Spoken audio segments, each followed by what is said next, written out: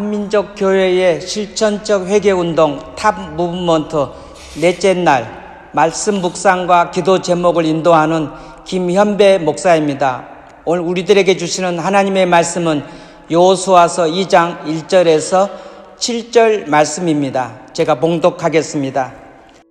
눈의 아들 여호수아가 시딤에서 두 사람을 정탐꾼으로 보내며 이르되 가서 그 땅과 여리고를 엿보라 하매 그들이 가서 라합이라 하는 기생의 집에 들어가 거기서 유숙하더니 어떤 사람이 여리고 왕에게 말하여 이르되 보소서 이 밤에 이스라엘 자손 중에 몇 사람이 이 땅을 정탐하러 이리로 들어왔나이다.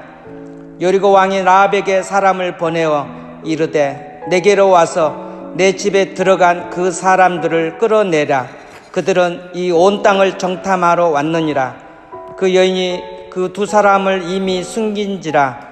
이르되 과연 그 사람들이 내게 왔었으나 그들이 어디에서 왔는지 나는 알지 못하였고 그 사람들이 어두워 성문을 닫을 때쯤 되어 나갔으니 어디로 갔는지 내가 알지 못하나 급히 따라가라. 그리하면 그들을 따라잡으리라 하였으나 그가 이미 그들을 이끌고 지붕에 올라가서 그 지붕에 벌려놓은 3대에 숨겼더라. 그 사람들은 요단 나루터까지 그들을 쫓아갔고 그들을 뒤쫓는 자들이 나가자 곧 성문을 닫았더라. 가나안 정복 전쟁이 시작되었습니다. 시딤에서 마지막 진을 치고 이제 요단강을 건너면 가나안 땅으로 들어갑니다. 시딤에서 맞은편에 보이는 성이 여리고 성입니다. 여리고 성은 가장 오래된 성이요 견고한 성이요 가장 사악한 곳이었습니다. 여호수아는 과거에 그 자신이 정탐꾼 노릇을 했던 사람입니다. 가데스 바네아에서 모세가 12사람 정탐꾼을 보낼 때 뽑혀서 가나안 땅을 한번 돌아보았던 사람입니다. 가나안 땅을 정복해야 하는 막중한 사명 앞에서 무엇을 먼저 해야 될지 하나님께 물었을 것입니다. 여호수아는 나름대로 지혜와 분별을 가지고 이 일을 착수할 때 곧바로 진격하기보다는 2명의 정탐꾼을 보냅니다. 여리고 성과 그 주변의 땅에 대한 정보를 얻기 위해서입니다. 2명의 정탐꾼들은 강한 육체적 능력과 깊은 신앙을 가진 자들이었을 것입니다. 하지만 이들의 이름은 남겨지지 않았습니다. 그들이 누구인지 우리는 모릅니다. 이렇게 수많은 무명의 용사들이 조국의 독립을 위해 그리고 통일을 위한 사명을 감당하고 있음을 잊지 말아야 합니다. 독일 통일은 기적이요 2번의 세계전쟁과 약 600만 명의 유대인 학살을 이끌어왔던 독일 국민들에게는 받을 자격이 없는 하나님의 선물이었습니다.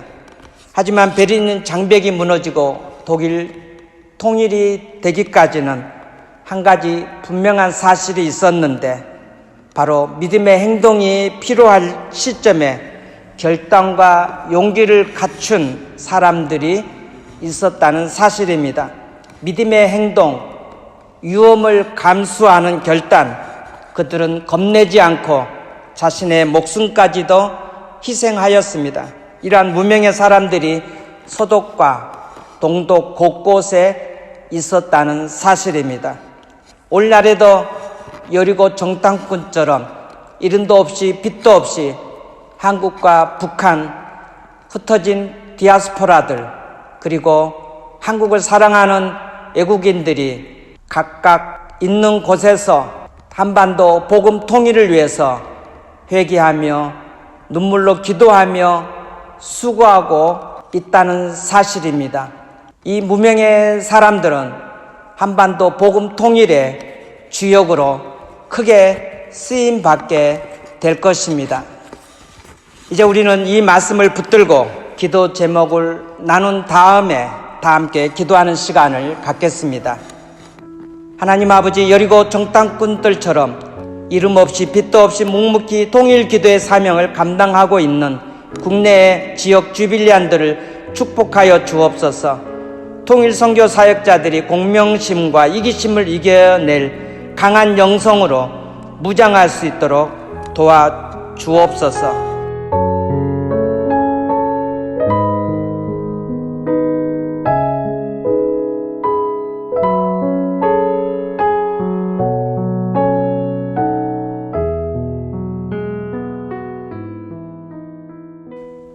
이제 성도 개인의 삶 가운데서 벗어버려야 할 것이 무엇인지에 대해서 생각하고 기도하는 시간을 갖겠습니다. 오늘의 주제는 불순종을 버리게 하옵소서입니다. 현대의 가장 큰 특징 중 하나는 개인주의입니다. 예전에는 국가, 지역, 가족 등의 공동체성이 강해서 개인은 부속품과 같이 여겨지던 때가 있었습니다. 하지만 지금은 개인의 자유와 인권에 대한 의식이 많이 높아졌습니다. 도시의 아파트 문화 확산, 핵가족 시대 1인 가구 집중, 출산율 저하 등의 영향입니다. 이런 변화는 좋은 면도 있지만 공동체가 가진 긍정적 사회화에 효과를 상실하고 위로부터의 권위를 인정하지 않는 폐단을 가져오기도 합니다. 성경은 하나님을 경외하는 것이 지혜의 근본이라고 말씀하십니다. 그런데 부모님과 선생님의 권위가 무너지고 제멋대로 사는 것에 익숙해지면 그만큼 하나님을 경외하기도 어려워집니다. 성도들도 목회자를 더 이상 목자로 보지 않고 직업인으로 보게 됩니다. 이렇게 하나님께서 세우신 질서와 권위가 무너진 곳에는 불순종이라는 독초가 자라납니다. 그리고 개인은 불순종이 곧 자신의 권리라고 착각하게 됩니다. 하지만 이것은 아이러니하게도 순종의 축복을 걷어차 버리는 결과를 가져옵니다. 이번 탑 무브먼트를 통해 불순종의 신발을 벗어버리고 순종의 신발을 신어봅시다. 일제 실천사항을 알아보겠습니다. 자신의 삶에서 부지 불식간에라도 하나님께서 세우신 권위, 즉 부모님, 선생님, 직장 상사, 목회자, 정부 등을 인정하지 않고 불순종했던 경험이 있는지를 차분히 되돌아봅시다. 오늘부터 하나씩 아니요라고 할 만한 상황을 예로 바꾸기로 마음에 결단하고 삶에서 순종을 연습해 봅시다. 이제 적용하는 기도를 드리겠습니다.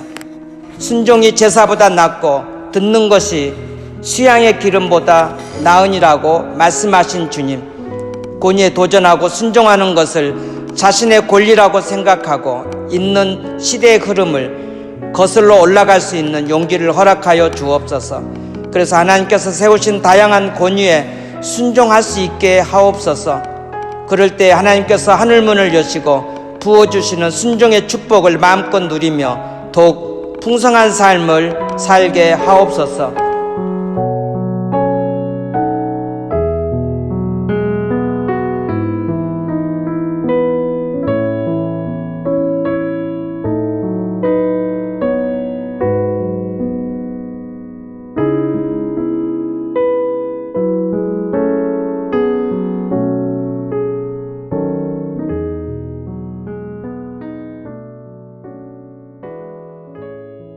하나님 아버지, 탑 무브먼트 회개 기도 운동을 주님의 이름으로 시작하게 하시고 매일매일 큰 은혜를 베풀어 주셔서 감사드립니다. 오늘도 하나님께 소망을 두고 통일 한국을 위해 묵묵하게 일하게 하시고 하나님의 뜻에 순종하며 살게 하여 주옵소서. 예수님 이름으로 기도드립니다. 아멘. 독일 통일 베를린 장벽이 무너진 베를린 땅입니다. 한반도 통일을 다시 바라봅니다. 많은 사람들이 불가능하다고 말하지만은 독일 통일의 기적이 일어났던 것처럼 전능하신 하나님께서 못하실 일이 없으시기 때문에 우리가 기도할 때 언젠가는 한반도의 통일의 새날을 선물로 주실 줄로 믿습니다. 한반도 통일의 꿈이 우리 인생을 이끌어가는 삶이 되시기를 바랍니다. 탑 무브먼트 넷째 날 승리하시기를 바랍니다.